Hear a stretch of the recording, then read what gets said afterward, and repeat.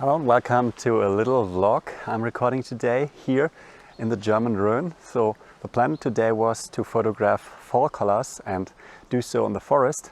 Problem is we have a lot of wind.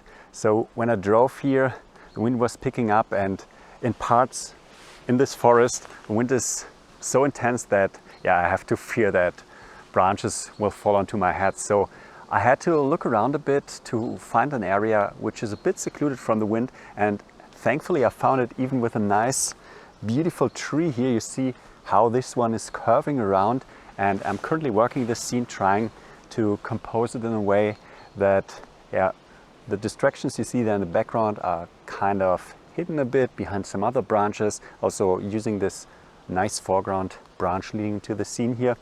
And I'm also waiting for some fog to move in now and then, because it's a rainy day also, and that's good because there's moisture in the air, and this moisture manifests in mist, or sometimes, if I'm lucky, in fog. But with all the wind it's a bit hard to get. Anyways, I want to use this video a bit to give you some tips for fall photography, also woodland photography. Gonna also head to some other locations, hopefully with less wind, also tomorrow. But the first tip I want to give you is really head out no matter what, because if there's fall, if the leaves, if the colors turn, you don't have too much time. So especially when it's so windy, you see the colors are not yet at their peak, but you just need a few cold and windy days and the leaves are gone. So don't wait too long, just be out in the elements, try to get your photos, and if you have the chance, just return multiple times. So really use this short window of time that fall presents wherever you live. It might be longer, it might be shorter, but just go out and don't think, oh yeah, it's a windy day today, gonna head there next week or somewhere afterwards. Leaves might be gone. So use the time when you have such conditions. And also rain, if you don't get fog, rain is also something that might present some nice atmosphere. So don't fear the elements, as I said, just head out and try to get some shots. And I'm gonna have some more photos, but now first want to work this composition a bit and then maybe also show you the photo I get. So I think I now fine-tuned the composition, and I'll show you the image in a second. So basically using the branch here to curve into the scene and then continue the curve up that tree, kind of leading a bit out into the upper right corner, but then into the left side we have a nice view a little farther into the distance with some more beautiful trees, and sometimes there's a bit mist, so some nice atmosphere.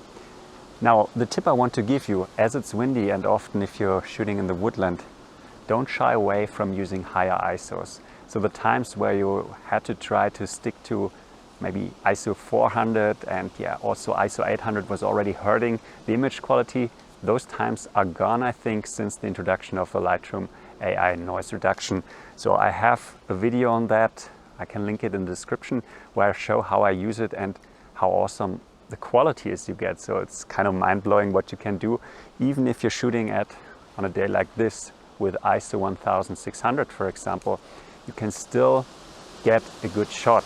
What I still would like or would do for elements in your frame, for example here the foreground, those thicker branches which don't move, I still use a sequence of photos which I shoot at ISO 200 or ISO 100 even, with longer exposure times, because there's nothing that moves. So for these parts I like to still get best quality possible, but then for areas where there's movement, like the leaves, branches, just go high ISO, otherwise you won't get the shot. So it's better to use a high ISO and then use a nice reduction.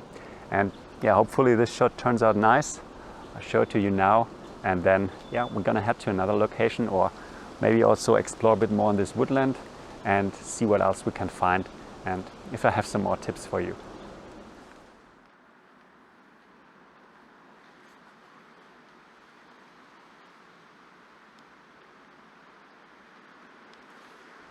So I didn't get too far and found another beautiful arrangement of trees here, which I'm trying to photograph.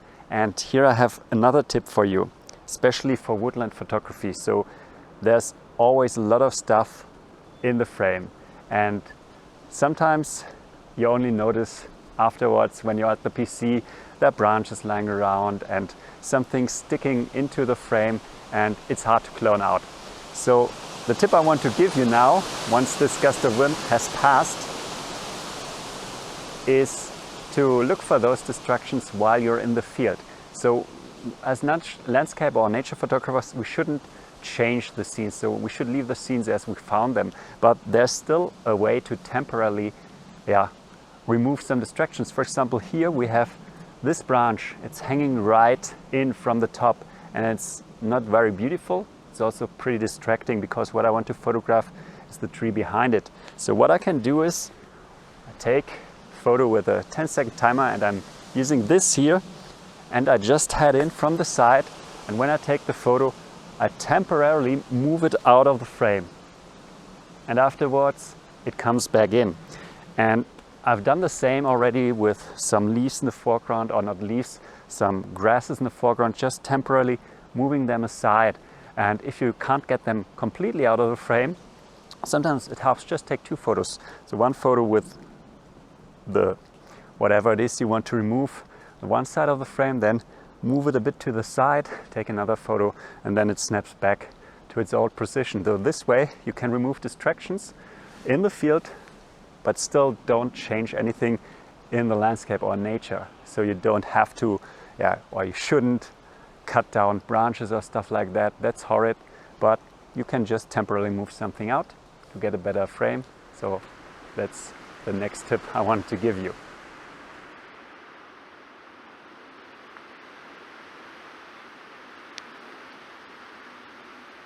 So the next tip I want to give you is especially true with woodland again.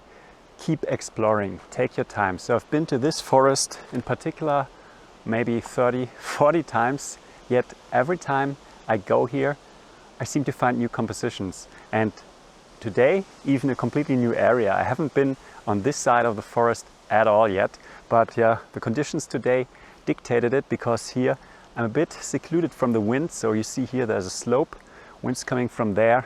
So here there's nearly no wind, and also there's fog rolling in time and again. So exploring was key to find this beautiful area, also with those ferns, moss-covered rocks, and this log here in the foreground, beautiful trees. And now I'm just playing around with this composition, also the sun speaking through, which might yet give me a new opportunity, because light might change the scene completely. So I'll quickly take another photo. Also always make sure to get enough photos. Take focus stacking, then bracketing for the background. Just get enough photos, and then later at the PC decide, or at the Mac, which photos you need for the final image. But don't just try to get everything one shot. That's with digital no longer important. It's more important to make sure to get all you need to create your vision you have for the photo. Okay, so now a little mist is rolling in, so I take a few more photos here. It's really looking beautiful now, and I think I have another photo to show you now.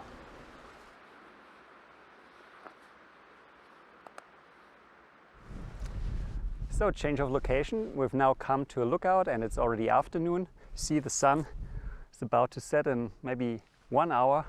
And the next tip now is about light. So in autumn, the sun is usually much lower in the sky than in summer, which means that the nice light, long shadows, golden light, you get it for a longer time. So make use of that time, make use of golden hour, and already head out in the afternoon, not just for sunset.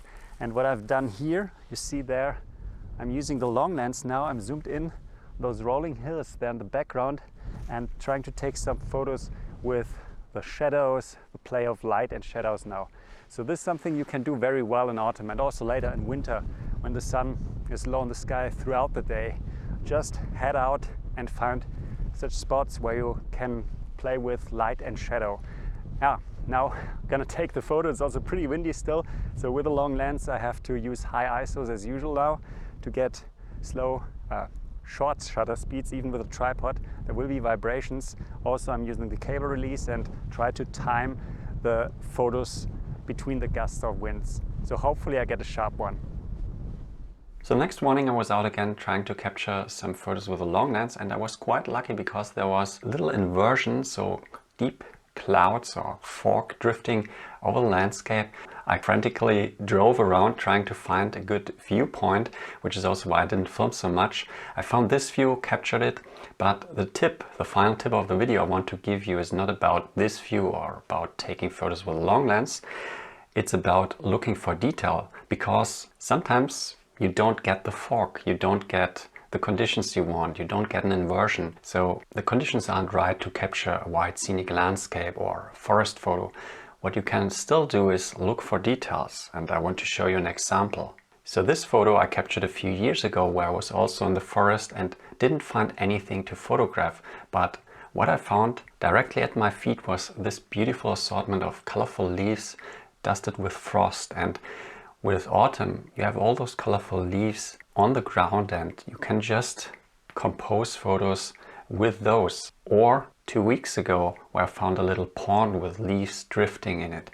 So those are subjects you can always look for. Also in autumn you often find mushrooms in the forest, so if you have a macro lens or a lens that allows you to get very close, you can use those in your photos. Don't just look for the wide scenes or the typical woodland photos, also look for the details, and then you'll usually find something to photograph. And with this, we're at the end of the video. I hope you liked it, maybe you learned something.